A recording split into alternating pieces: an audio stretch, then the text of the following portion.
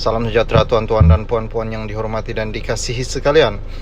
Pecat orang tidak sependapat, cara mudah seseorang kekal berkuasa, kata Anwar Musa. Memecat orang yang tidak bersependapat adalah cara paling mudah untuk seorang kekal berkuasa, kata bekas Setiausaha Agung UMNO Tan Sri Anwar Musa.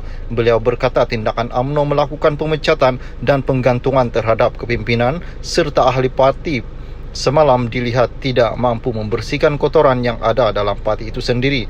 Pembersihan yang mereka lakukan akan hanya menghasilkan lebih banyak kotoran kerana punca sebenar kotoran kekal berpaut dalam parti. Mereka bangga memonopoli kuasa dalam parti, menunggang parti berasaskan naratif palsu yang mereka reka sendiri. Biarpun parti semakin hancur akibat kerja dan tunggangan mereka, kata menerusi laman Facebook. Bekas ahli parlimen Ketere itu juga berkata individu yang bercakap benar bagi menegakkan kebenaran adalah sesuatu yang boleh mengundang kepada pemecatan antara ahlinya sendiri. Percayalah, berkata benar itu mahal harganya, dan ingatlah jika adapun mereka kini berkuasa, mereka adalah lebih tinggi kuasanya. Parti itu ciptaan kita manusia, ia hanya alat untuk berjuang dan ia bukan satu matlamat. Jika baik pemimpinnya, maka betul baiklah perjuangan, ujarnya semalam pada mesyuarat MKT. Bekas Ketua Perhubungan UMNO Selangor Tan Sri Noh Omar dan bekas ahli Parlimen Rembau Khairi Jamaluddin Abu Bakar dilucutkan keahlian daripada parti tersebut. Manakala ahli MKT UMNO Fatrul Bari Mat Jaya, bekas ahli Parlimen Jempol Datuk Salim Muhammad Sharif dan Ketua Bahagian Tebrau Datuk Maulizan Bujang digantung keahlian selama 6 tahun selepas kalah teruk PRU 15 yang lalu demi meraih semula keyakinan rakyat. Veteran UMNO Gua Musang Tengku Razalik Hamzah berkata UMNO perlu mengubah imej mengambil kira pelbagai perkara yang tidak baik berlaku dalam parti itu mencerminkan suasana yang tidak manis di mata umum. Kita kena bangkit sebagai sebuah parti yang kuat, tidak menumpang orang untuk mendapat sedikit sebanyak pengaruh ataupun kuasa. Kita parti yang mewakili majoriti rakyat Malaysia sebagai parti orang Melayu. Jadi takkanlah kita berharap supaya pun kita duduk sebagai menumpang dan hanya berharap kepada sedikit jawatan yang tidak memberi makna pun kepada kita, katanya.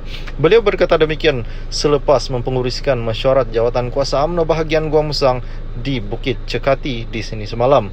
UMNO mutakhir ini dilihat bergelora dengan pelbagai isu yang timbul sehingga mencerminkan parti itu dilanda perpecahan.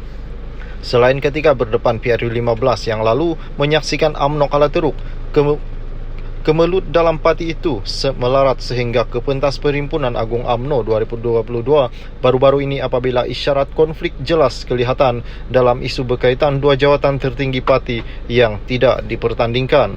Terkini, MKT memecat dan menggantung keahlian beberapa UMNO yang dikatakan terbabit dengan tindakan sabotaj. Salam sejahtera tuan-tuan dan puan-puan yang dihormati dan dikasihi sekalian. Lembaga disiplin UMNO tak pernah nasihat pecat, gantung pemimpin, kata Ismail Sabri Yaakob. Pemecatan dan penggantungan beberapa pemimpin UMNO semalam tidak melalui proses sewajarnya serta wujud kecacatan dalam proses berkenaan.